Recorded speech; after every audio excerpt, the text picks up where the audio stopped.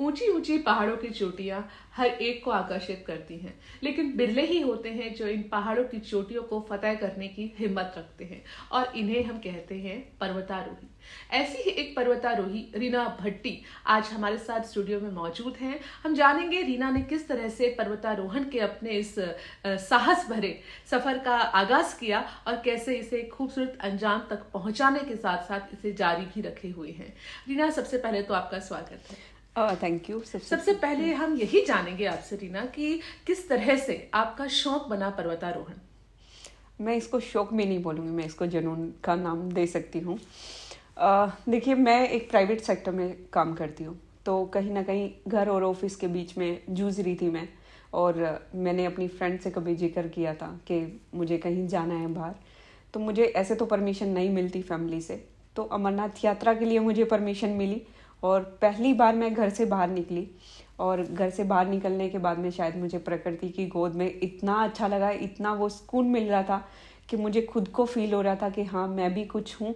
और मैं मानती हूँ कि भोलेनाथ जी का आशीर्वाद रहा, तभी शायद मैं ये पर्वतारोहण का अपना एज ए कैरियर के रूप में, एज ए पैशन के रूप में इसको देख पाई। तो जब पहली बार रीना आप अमरनाथ यात्रा कर रही थी, तो आपको एक अच्छा सा कह सकते हैं आकर्षण हुआ पहाड़ों के प्रति, तो उस दौरान क्या किसी किस्म की समस्याएं भी आई आपको, जो आपको लगा कि अगर पहाड़ों पे जाते हैं तो ये समस्याएं भी रहती हैं? मुझे कोई भी आइडिया नहीं था, और किस तरीके से जाना है, कैसे जाना है, क्या प्रिपरेशन होगा उसके लिए, कितनी ठंड रहेगी वहाँ पे, तो कोई भी आइडिया नहीं था। नॉर्मल ट्रैकिंग के बारे में मुझे कुछ पता भी नहीं था, ये भी नहीं पता था कि यार 32 किलोमीटर का इतना अच्छा ट्रैक है। तो एक नॉर्मल जैकेट के साथ में और जीन्स के अंदर मैंने अमरनाथ यात्रा की चढ़ाई करी। तो आप सोच सकते हो कितने रफ आइडिया से मैं गई, और वहाँ जाके पता चला कि ठंड को कैसे वो करते हैं। 2-2 3-3 लेयर मैंने, जितनी भी टी शर्ट थी मेरे पास या एक जैकेट थी, तो सब मैंने डाली। और जब हम चल रहे थे तो ट्रैकिंग का कोई एक्सपीरियंस नहीं था, तो चलने में थकावट भी हो रही थी। जैसे जैसे आप हाइट गेन करते हो तो ओबियसली सांस लेने में प्रॉब्लम होती। मैंने ये ज़रूर सुना था कि जब भी अमरनाथ यात्रा जाते हैं तो वहाँ पे ऑक्सीजन कम हो जाती है, तो सांस लेने में भी प्रॉब्लम होगी, इतना मुझे पता था। इसके अलावा जब चढ़ना शुरू किया तो वो चढ़ने में जो डिफ़िकल्टी थी वो बहुत फेस करनी पड़ी, और धीरे धीरे करके फिर हम लोग ऐसे क्लाइंब करके अमरनाथ यात्रा गुफा के सामने। मतलब आपकी इस अमरनाथ यात्रा के बाद रीना के मन में एक नया सपना आ गया था, वो खुली आंखों का सपना था जिसे वो पूरा करना चाहती थी। तो रीना, फिर आपने पर्वतारोहण के लिए किस किस्म का प्रशिक्षण प्राप्त किया और कहाँ से लिया ये प्रशिक्षण?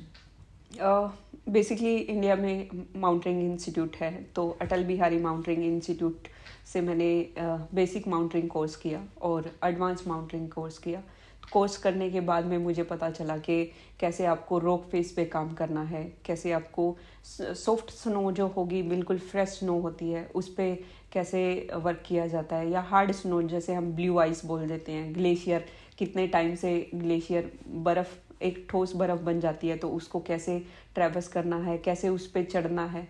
तो ये सब मैंने बेसिक माउंटेनिंग कोर्स में सीखा। तो कॉन्फिडेंस आया कि हाँ, मतलब जो आइडेंटिफिकेशन मैं ढूंढ रही थी कि हम 4 भाई बहन हैं, और हमारी समाज में जब मैं पैदा हुई, ओबियसली 89 बोर्न हूँ मैं, तो कहीं ना कहीं एक लिंग भेद हमने हरियाणा में हमेशा ही झेला पड़ा है।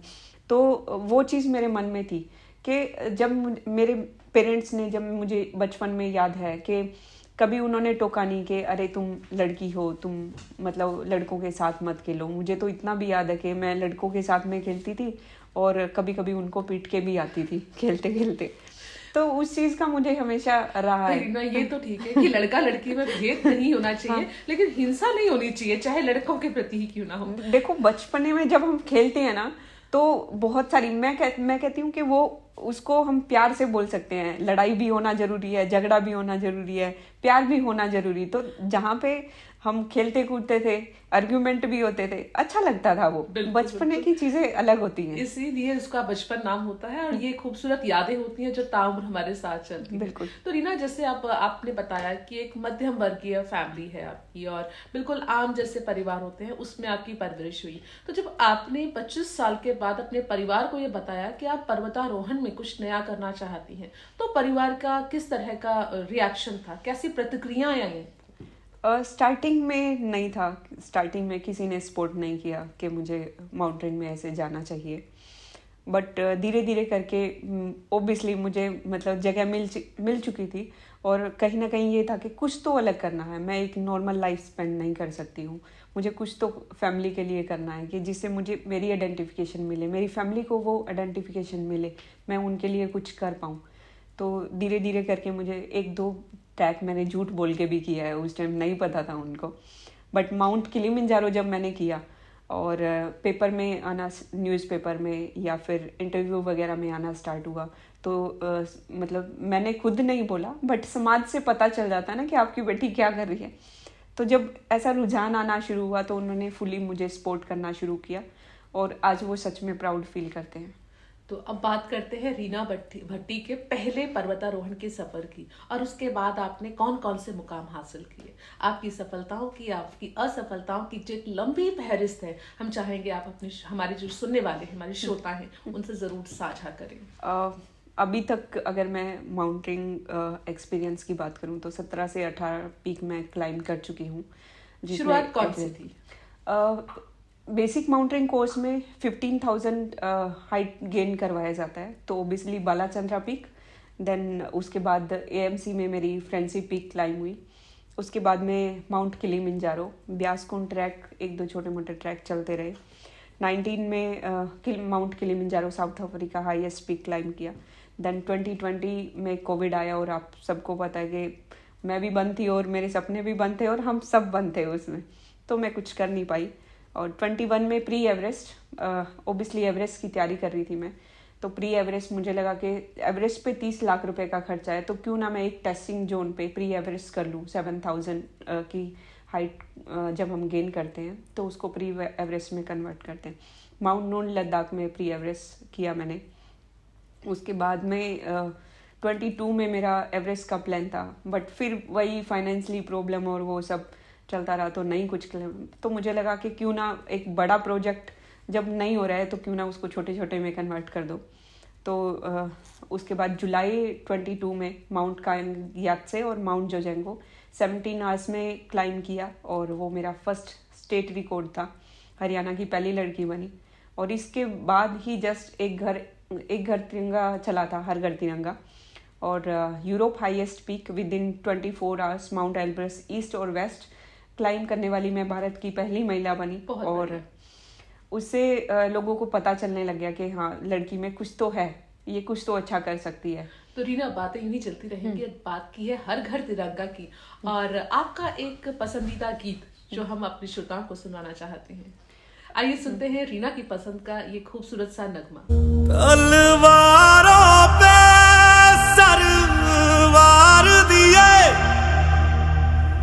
अंगारों में जिस्म जलाया है, तब जाके कहीं हमने सर पे ये केसरी रंग सजाया है। ऐ मेरी ज़मीं अफसोस नहीं, जो तेरे लिए 100 दर्द सहे, महफूज रहे तेरी आन सदा, चाहे जान मेरी ये रहे ना रहे। मेरी ज़मीं महबूब मेरी नस नस में तेरा इश्क बहे, फीका ना पड़े कभी रंग तेरा, जिस्मों से निकल के खून कहे। मिट्टी में मिल जावा गुल बन के मैं खिल जावा, इतनी सी है दिल की आरज़ू, तेरी नदियों में बह जावा, तेरे खेतों में लहरावा, इतनी सी है दिल की आरज़ू। से भरे खलियान मेरे, जहाँ झूम के भंगड़ा पा न सका, आबाद रहे वो गांव मेरा, जहाँ लौट के वापस जा न सका। मैं मिल जावा गुल बन के मैं खिल जावा, इतनी सी है दिल की आरज़ू। तो चलिए रीना, इस खूबसूरत गीत के बाद फिर से हमारी बातों के सिलसिले को आगे बढ़ाते हैं। और आप बता रही थी कि हर घर तिरंगे के बाद आपका जो पर्वतारोहण का अभियान है वो आगे कहाँ चला? जब एल्ब्रुस कंप्लीट हुआ तो ओबियसली मुझे क्राउड फंडिंग से, ये मतलब समाज से मुझे सपोर्ट मिलना शुरू हुआ। तो 23 में मैंने एवरेस्ट अटैम्प्ट किया, और एवरेस्ट और लोत्से, मतलब Everest world highest peak and Lhotse world 4th highest peak है, दोनों एक साथ मुझे क्लाइम करना था। बट 50 मीटर से जस्ट 50 मीटर रह गया था मतलब सबमिट होने में, और मुझे वहाँ से वापस आना पड़ा। मतलब आप अपनी सफलता के सामने थी और वहां से आपको वापस लौटना पड़ा। काफी दुखदाई रहा होगा उस समय। ओबियसली मेरा 4 साल का स्ट्रगल था, और कोई 50 मीटर से कोई आपको बोलेगा, मंजिल मेरे सामने थी और वहाँ से मुझे कोई वापस लेके आएगा, तो मेरे पैरों के नीचे ज़मीन नहीं थी। मैंने अपने शेरपा को, दाई को बोला कि दाई मैं ऐसे वापस नहीं जा सकती हूँ यहाँ से।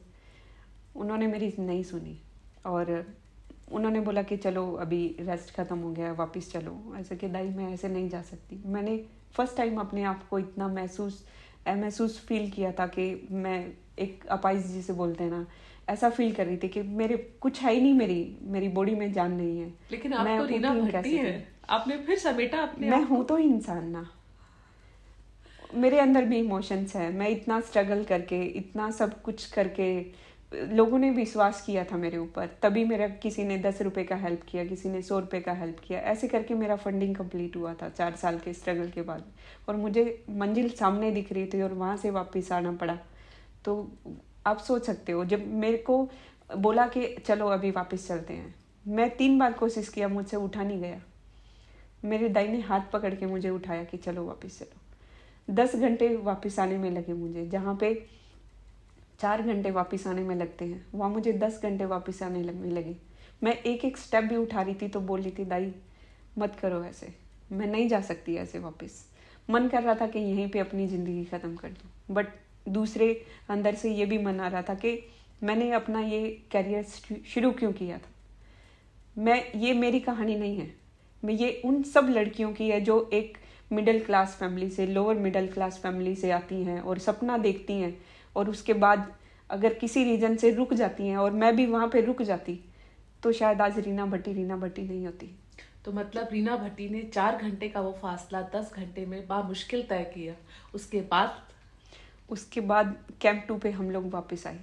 कैंप 2 पे वापस आने में भी सेम सिचुएशन थी मेरी। इतनी वर्स्ट सिचुएशन थी कि मैं एक कदम ऐसे रख रही थी, मेरा माइंडसेट काम नहीं कर रहा था। जब मैं कैंप 4 पे थी तो माउंटेन में क्या होता है कि एक माइनर सी मिस्टेक आपकी जान ले लेगी।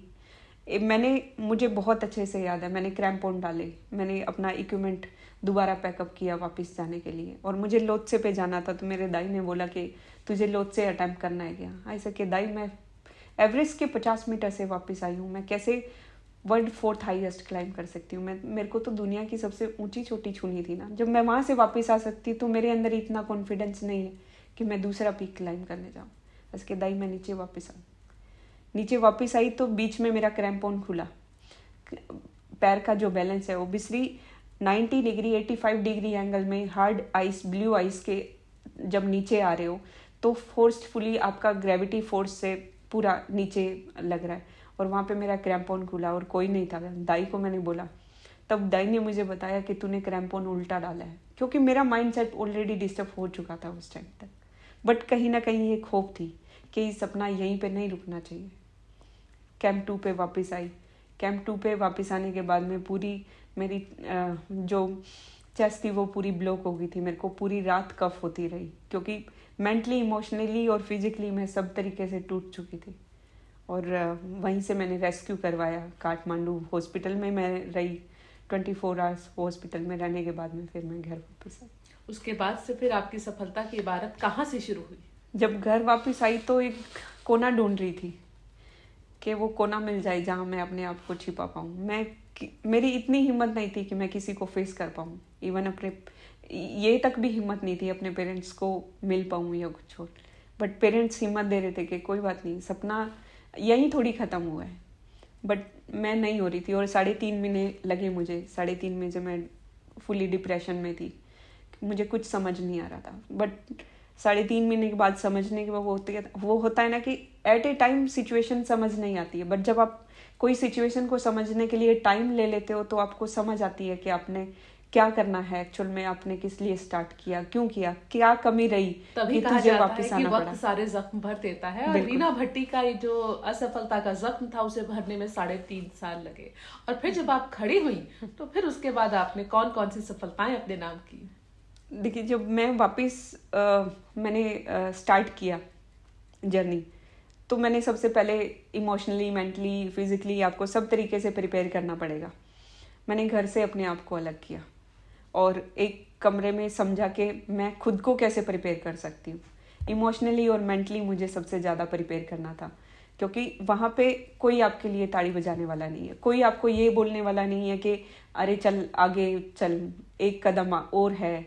आपको कोई मोटिवेट करने वाला नहीं है, खुद को मोटिवेट करना है, खुद की चीज़ें खुद कैसे मैनेज करनी है। मैंने बताया कि मेंटली बहुत डिस्टर्बेंस होती है जब ऐसी सिचुएशन में, जब हमारे पास ऑक्सीजन नहीं होता है। ऑलरेडी 30% ऑक्सीजन पे, मतलब 7000 के बाद में तो डेड जोन शुरू हो जाता है।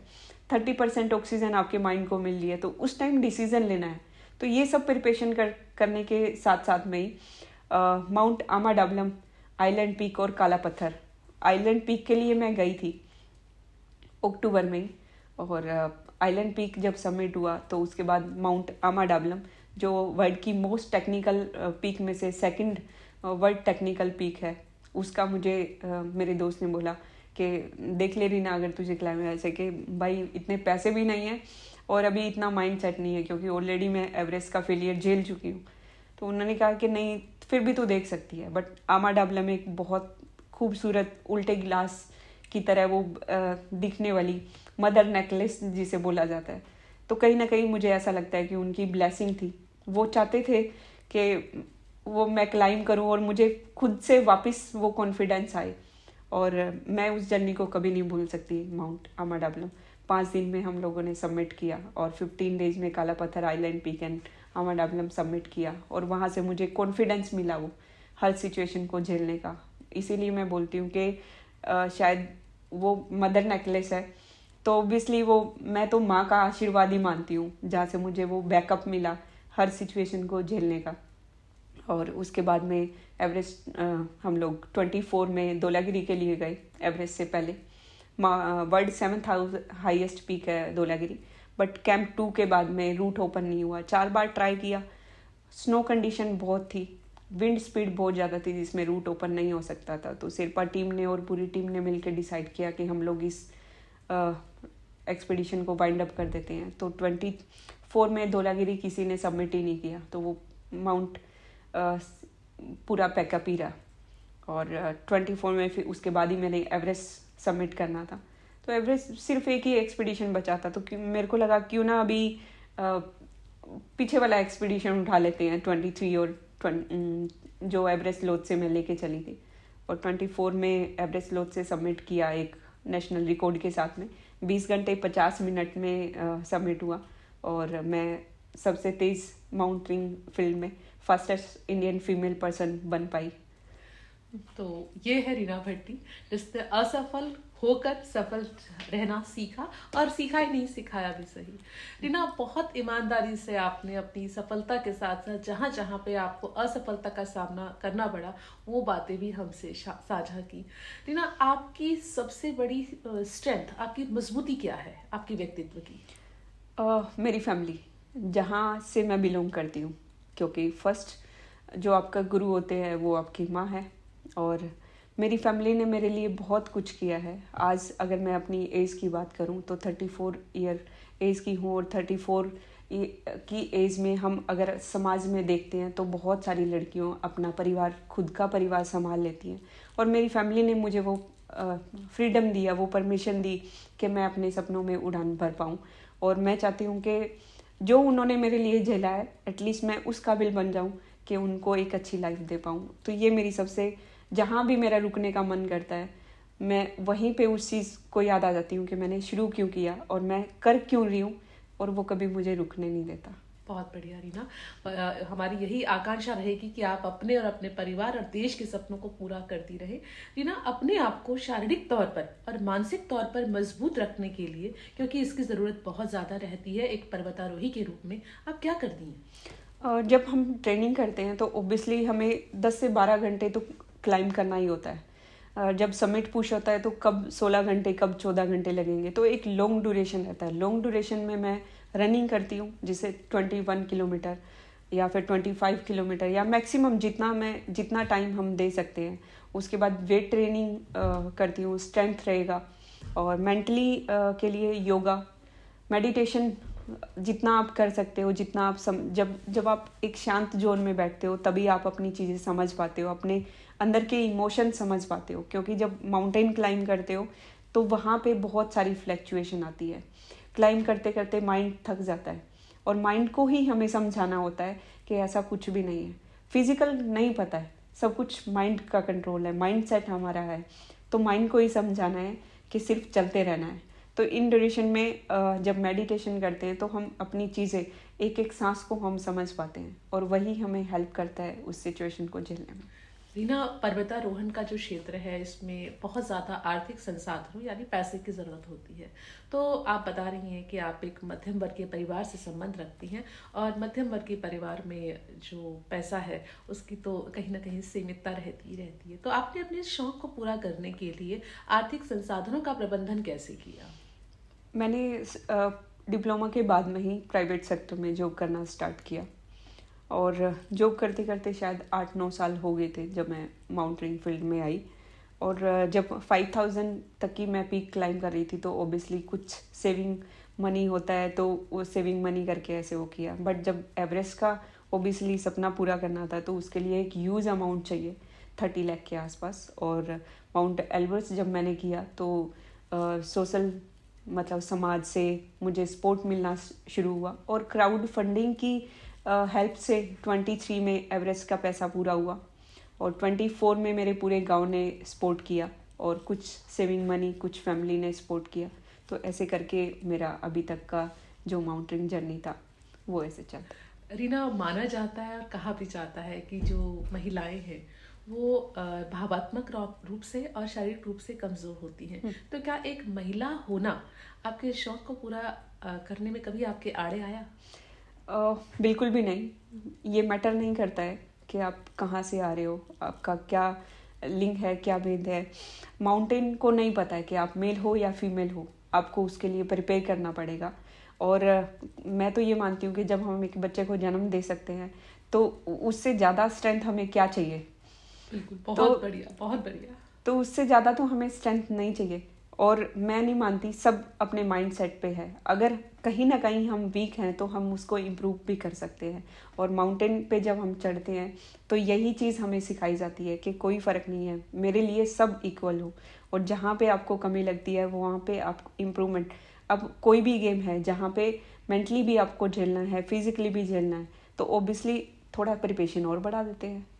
रीना, दिल तो नहीं करता कि आपसे बातों के सिलसिले को रोका जाए, लेकिन देखिए ना, समय की बाध्यता है। हम चाहेंगे चलते चलते हमारे सुनने वालों को एक संदेश जरूर दें आप।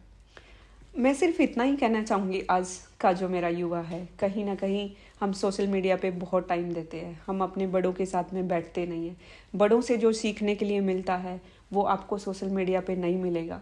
तो ओबियसली हम बड़ों से जो सीख सकते हैं उनके साथ में बैठे, उनको भी अच्छा लगेगा और हमें भी बहुत कुछ सीखने को मिलेगा। और जो भी आप जिस भी फील्ड में जाना चाहते हो, जो भी आप काम करना चाहते हो, कंटिन्यूसली फेलियर को फेलियर ना समझ के एक लर्निंग के रूप में उससे कुछ सीखें और अपनी सफलता को हासिल करें और कंटिन्यूसली मेहनत करते रहें। बहुत बढ़िया। रीना भट्टी, आपके उज्जवल सफल भविष्य की कामनाओं के साथ आपका बहुत बहुत धन्यवाद। शुक्रिया मैम, थैंक यू।